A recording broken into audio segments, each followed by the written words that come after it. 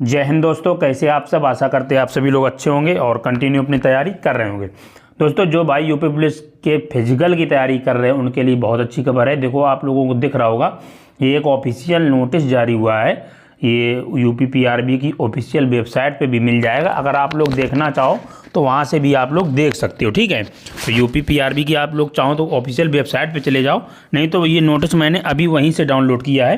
तो आप लोग इस वीडियो को देख लो तो आपको सारी चीज़ें क्लियर हो जाएंगी। जो आपके यूपी पुलिस के डीवीपीएसटी की डेट आ चुकी है, क्या क्या आपको लेके जाना है और कब से आपके डीवीपीएसटी हैं, ठीक है, क्या क्या आपको चीज़ें, कौन कौन से डॉक्यूमेंट आपके पास होने चाहिए, उन सभी बातों पे चर्चा करने वाली हैं इस वीडियो में। तो वीडियो पूरा देखें। वीडियो पसंद आए तो लाइक कमेंट शेयर जरूर कर दें और चैनल पे अगर पहली बार आए हैं तो सब्सक्राइब कर लें, ठीक है। देखो, जैसा कि आप लोग देख पा रहे होंगे, उत्तर प्रदेश पुलिस आरक्षी नागरिक पुलिस के पदों पर सीधी भर्ती 2023 अभिलेखों की समीक्षा एवं शारीरिक मानक परीक्षा डीवीपीएसटी की प्रक्रिया, ठीक है। जो डीवीपीएसटी आपकी डॉक्यूमेंट वेरिफिकेशन को वो कहते हैं, वही आपकी प्रक्रिया के संबंध में नोटिस जारी हुआ है। ये ऑफिशियल नोटिस है। आप लोग चाहो तो आप लोग भी यूपी पीआरबी की ऑफिशियल वेबसाइट है वहाँ पर जाके देख सकते हैं, ठीक है। डीवीपीएसटी के प्रवेश पत्र डाउनलोड किए जाने हैं तो महत्वपूर्ण सूचना, और आपके जो प्रवेश पत्र यानी कि एडमिट कार्ड जब से डाउनलोड होंगे उस बारे में भी इन्होंने बताया है। तो पहले तो आप सभी के सामने बिल्कुल पूरा नोटिस पढ़ते हैं और क्या क्या दिया गया है इसमें। देखो, ये जो नोटिस है अभी का है 13 दिसंबर 2024, जस्ट अभी कुछ समय पहले ही आपका ये वेबसाइट पे अपडेट हुआ है। तो आप लोग देख पा रहे होंगे, ये उसका दिया गया है संख्या पीआरबी 47/2024। उत्तर प्रदेश पुलिस भर्ती एवं प्रोन्नति बोर्ड द्वारा आरक्षी नागरिक पुलिस के पदों पर सीधी भर्ती 2023 के अंतर्गत अभिलेखों की समीक्षा एवं शारीरिक मानक परीक्षण में अभ्यर्थियों की अभिलेख की समीक्षा एवं शारीरिक मानक परीक्षण की कार्रवाई प्रदेश के 75 जनपदों में दिनांक 26/12/2024 से प्रारंभ होगी। यानी कि जितने, देखो, आपके 75 जिलों में 26 तारीख से आपके डीवी चालू होने वाले, ठीक है। याद रखो इस चीज़ को, ये मेन पॉइंट ये है। 75 ज़िले हैं यूपी में, तो उन्हीं ज़िलों में आपके हर एक जनपद में अलग अलग आपके डीवी होंगे, यानी कि डॉक्यूमेंट वेरिफिकेशन। आपके जितने भी डॉक्यूमेंट है सारे डॉक्यूमेंट चेक होंगे, ठीक है।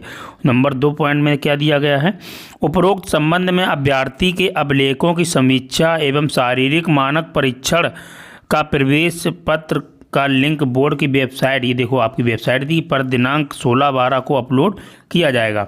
मतलब जो आपके प्रवेश पत्र कब से डाउनलोड होंगे, जो आपके प्रवेश पत्र हैं दोस्तों, वो 16 तारीख से। देखो यहाँ पे स्पष्ट कर दिया गया है 16 दिसंबर से आप लोग अपने एडमिट कार्ड डाउनलोड कर सकते हैं, ठीक है। तो ये चीज़ का थोड़ा सा आप लोग ध्यान रखना है ना। 16 तारीख से ही आपके एडमिट कार्ड डाउनलोड होंगे। आज 13 तारीख है, यानी कि आज के तीसरे दिन बाद आप अपने एडमिट कार्ड डाउनलोड कर सकते हैं, ठीक है। और 26 तारीख से आपके जो डीवी चालू है, डॉक्यूमेंट वेरिफिकेशन। आगे क्या दिया गया है, जिन्हें अभ्यर्थी डाउनलोड कर सकेंगे, ठीक है। और जिन्हें अभ्यर्थी डाउनलोड कर प्रवेश पत्र में अंकित परीक्षा केंद्र पर निर्धारित तिथि व समय प्रवेश पत्र में उल्लिखित संबंधित मूल अभिलेखों तथा मूल अभिलेखों की एक स्वतः प्रमाणित प्रति के साथ उपस्थित होना सुनिश्चित करें। देखो, ये समझने का आप लोग अब थोड़ा सा ध्यान दें। जिन्हें अभ्यर्थी डाउनलोड कर प्रवेश पत्र डाउनलोड करना है और अंकित परीक्षा केंद्र पर निर्धारित तिथि और प्रवेश पर समय पर प्रवेश पत्र में उल्लेखित संबंधित मूल अभिलेखों तथा मूल अभिलेखों की एक स्वतः प्रमाणित, जितने भी आपके कागज हैं, देखो क्या लिखा, स्वतः प्रमाणित। तो आपको ऐसा नहीं है कि आपके जितने डॉक्यूमेंट हैं उनको किसी गैजेटेड ऑफिसर से आपको प्रमाणित नहीं करने हैं, खुद प्रमाणित, यानी कि खुद के साइन होने चाहिए सभी डॉक्यूमेंट में, वो आपको करके लेके जाने, ठीक है। तो आप लोग जितने भी आपके पास डॉक्यूमेंट हैं, देखो डॉक्यूमेंट क्या लगेंगे, डॉक्यूमेंट आपके वही लगेंगे जो आपने फॉर्म ऑनलाइन करते समय जो डॉक्यूमेंट लगाए थे, वो सारे डॉक्यूमेंट आपको ओरिजिनल लेके जाने हैं। और कम से कम 2 या 3 कॉपी आपको फोटो कॉपी भी लेके जाना है, और आपको एक कॉपी पे, यानी कि एक पूरे सेट पे फोटो कॉपी पे, उस पर आपको अपने खुद के हस्ताक्षर करने, ठीक है, खुद साइन करना है।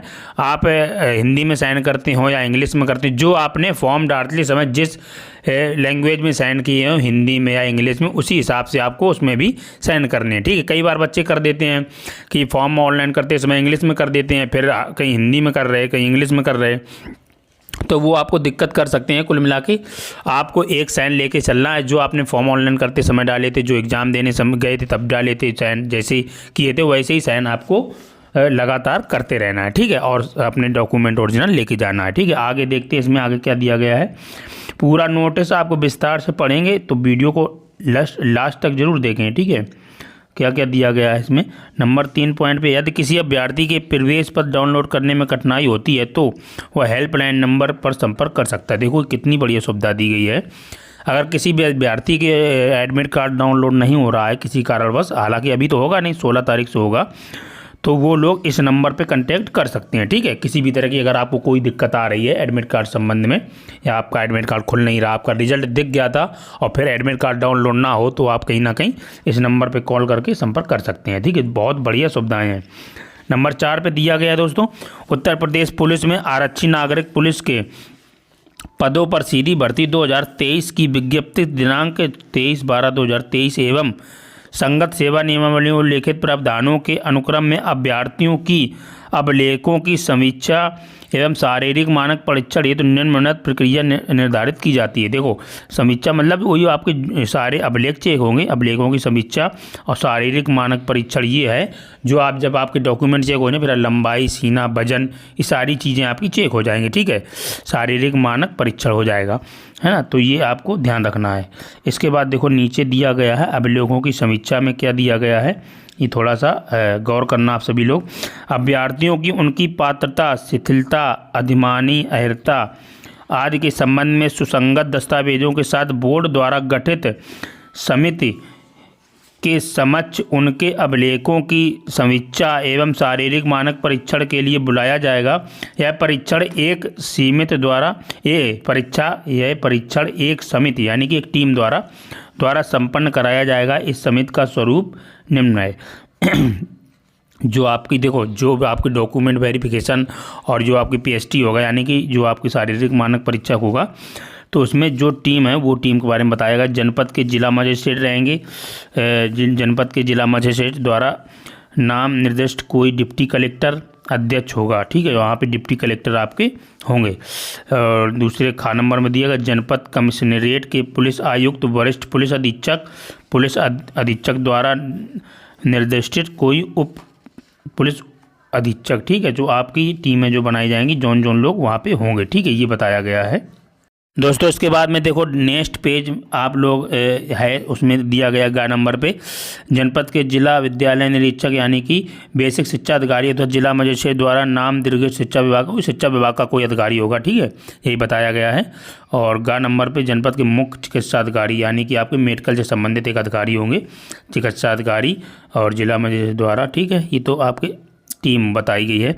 जहां विद्यमान शासनादेशों के अनुसार अनुसूचित जाति, अनुसूचित जनजाति, अन्य पिछड़ा वर्ग, अल्पसंख्यक व किसी श्रेणी जिसका प्रतिनिधित्व उपरोक्त दल में आवश्यक हो, वहां उनके प्रतिनिधित्व को सुनिश्चित करने हेतु बोर्ड द्वारा संबंधित जिले के पुलिस आयुक्त, वरिष्ठ पुलिस अधीक्षक द्वारा नाम निर्दिष्ट अतिरिक्त अधिकारियों को सदस्य के रूप में रखा जाएगा।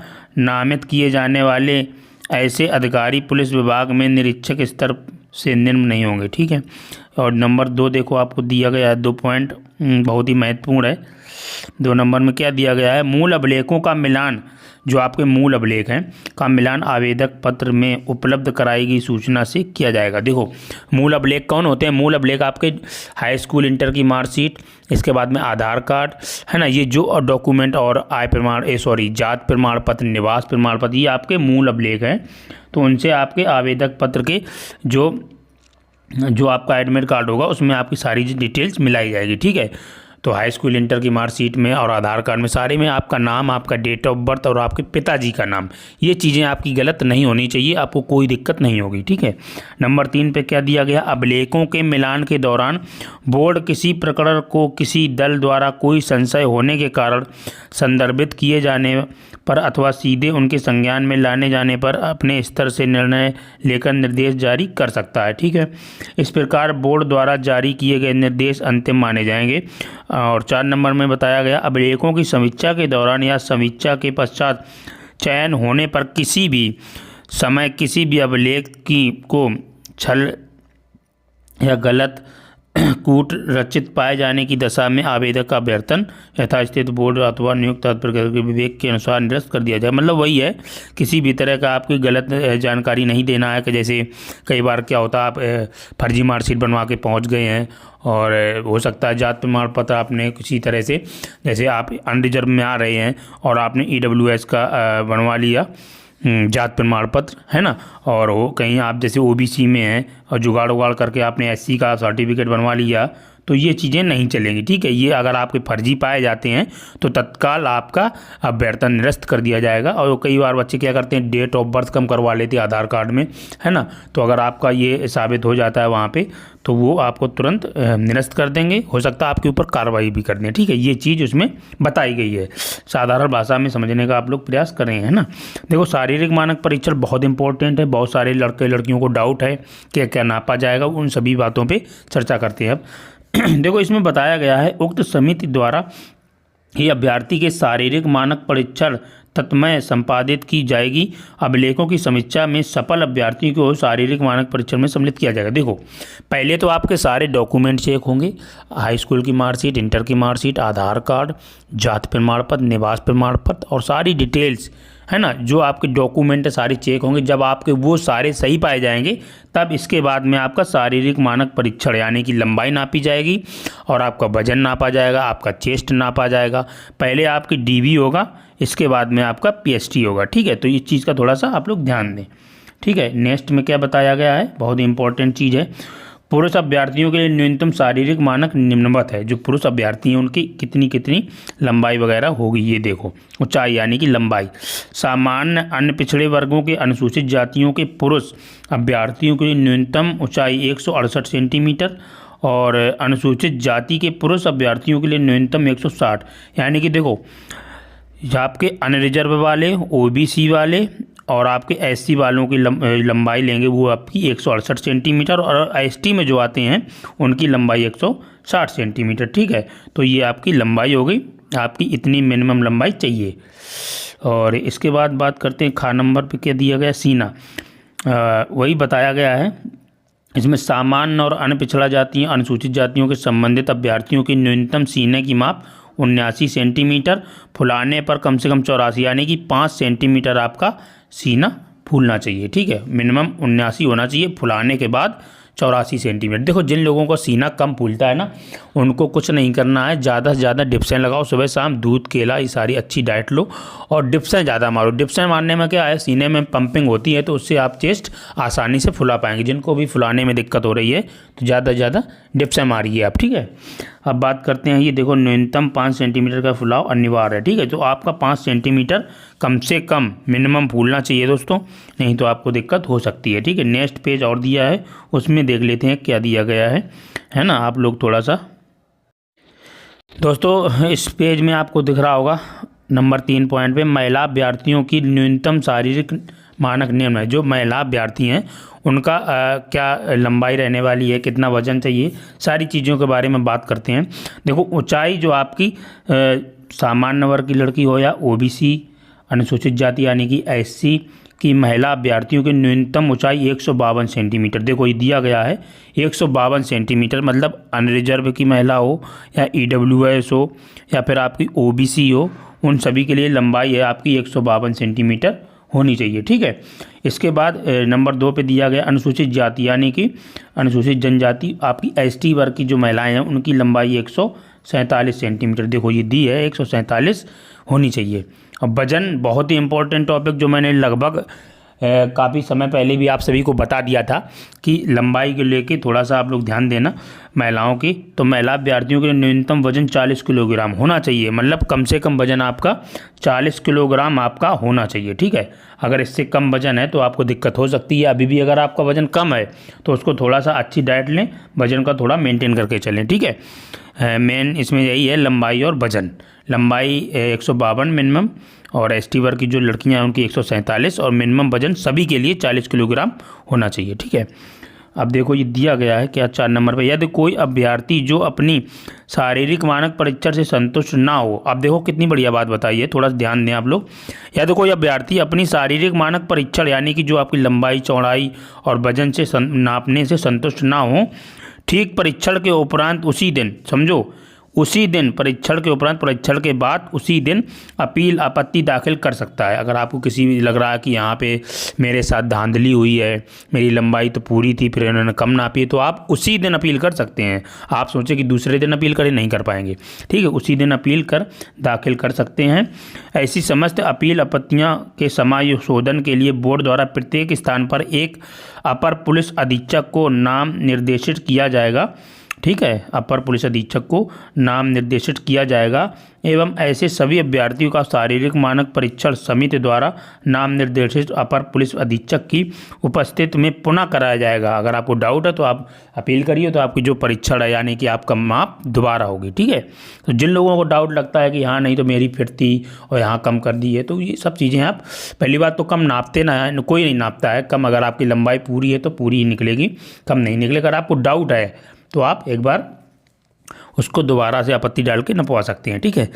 ऐसे अभ्यर्थियों को जो पुनः कराए गए शारीरिक मानक परीक्षण में असफल पाए जाते को भर्ती हेतु अनुपयुक्त घोषित किया जाएगा, ठीक है। ओके, दोबारा अपील नहीं कर सकते, इसमें दिया गया है, ठीक है। अभ्यर्थियों से अपेक्षा की जाएगी कि वे दिए गए दिनांक समय स्थान पर अभिलेखों की समीक्षा एवं शारीरिक मानक परीक्षण हेतु उपस्थित हों। ऐसे कारणों से जो नियंत्रण के परे हो, जो लिखित रूप से अभिलिखित किए जाएंगे, किसी विशिष्ट समय पर परीक्षण किए जाने वाले अभ्यर्थियों के समूह हेतु दिनांक एवं समय पर बोर्ड द्वारा परिवर्तन किया जा सकता है, ठीक है।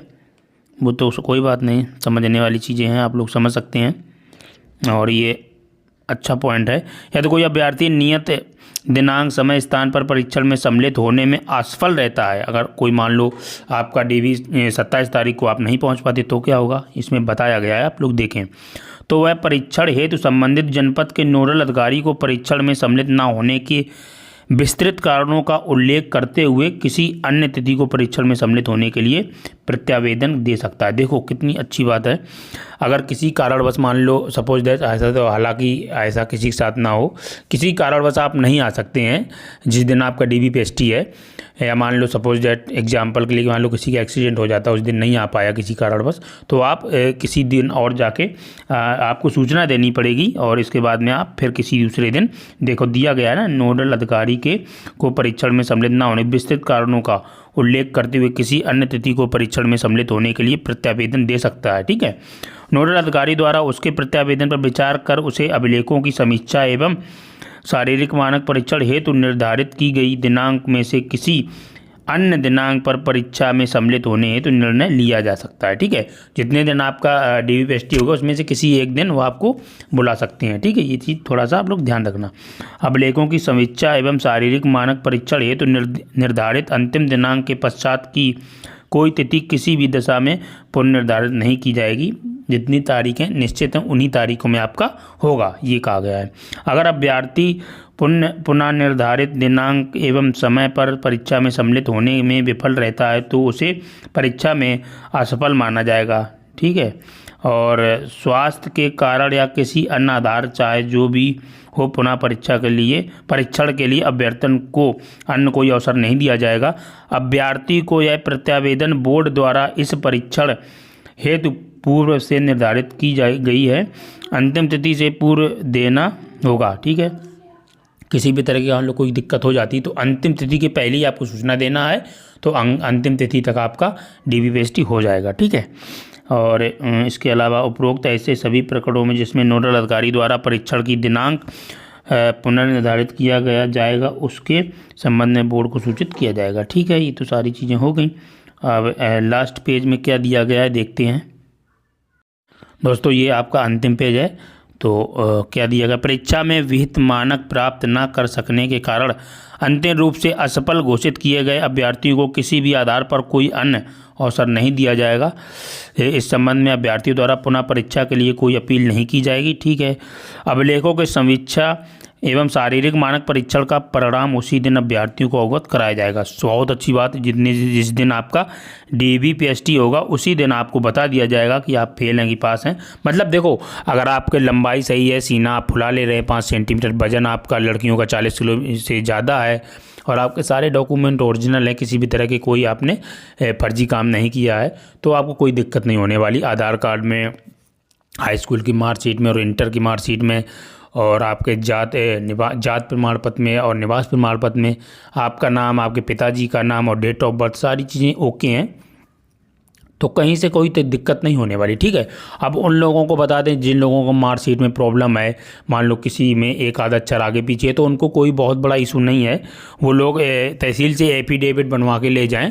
ठीक है, उससे आपकी प्रॉब्लम सॉल्व हो जाएगी। ऐसा नहीं है कि आपको दिक्कत होने वाली है, कोई दिक्कत नहीं होगी। मान लो किसी का नाम राम सिंह है ना, और आपके आधार कार्ड में राम सिंह लिखा है और हाई स्कूल की मार्कशीट में भी राम सिंह है, इंटर की मार्कशीट में राम में एम की जगह एन बना दिया है गलती से, तो वो बहुत बड़ा इशू नहीं है। उसके लिए आपको क्या करना है, तहसील से एक एफिडेविट बनवा के लेके जाना है, वो आपके वकील बना के दे देंगे। आपको कुछ नहीं कहना है, आप बता देना कि जो हाई स्कूल और इंटर की मार्कशीट में नाम में थोड़ी सी स्पेलिंग में मिसमैच हो गया है, वो सारी चीज़ें हो जाएंगी। ठीक, उससे कोई दिक्कत नहीं होने वाली। ठीक है, तो आप लोग बिल्कुल भी परेशान ना हो, और कोई डाउट अगर है तो कमेंट कर देना। और वीडियो कैसी लगी, हालांकि वीडियो थोड़ी सी लंबी हो सकती है, क्योंकि भाई अगर संपूर्ण जानकारी चाहिए तो थोड़ा सा वक्त देना पड़ेगा। ठीक है, और कोई डाउट है तो आप कमेंट करना। और बाकी आप लोगों को डेट ऑफ बर्थ सही होनी चाहिए। डेट ऑफ बर्थ में अगर आपकी सही है हाई स्कूल और इंटर में और आपकी आधार कार्ड में, तो फिर कोई दिक्कत नहीं होने वाली। ठीक है दोस्तों, और एक चीज़ का विशेष ध्यान रखें, लगभग 10-15 फ़ोटो लेके जाएं और 2-2 सेट लगभग बना के लेके जाएं कागज़ों के, और ओरिजिनल डॉक्यूमेंट सभी लेके जाएं। ठीक है, हाई स्कूल की मार्कशीट, इंटर की मार्कशीट, आधार कार्ड, पैन कार्ड हो तो पैन कार्ड लिए जाना, और जात प्रमाण पत्र, निवास प्रमाण पत्र, और आपका जो फॉर्म ऑनलाइन किया तो वो फॉर्म लेके जाना प्रिंट आउट, और आपका एडमिट कार्ड है। इतनी सारी चीज़ें फ़ोटो लेके जाना, और फ़ोटो कापी इन सभी डॉक्यूमेंट की करवा के 2-2 सेट बना के जाना। ठीक है, बाकी और कोई ज़्यादा डॉक्यूमेंट की आवश्यकता नहीं होने वाली है। और कोई अगर अपडेट आपको चाहिए तो चैनल को सब्सक्राइब कर लेना। मिलते हैं फिर नेक्स्ट वीडियो में। जय हिंद, वंदे मातरम।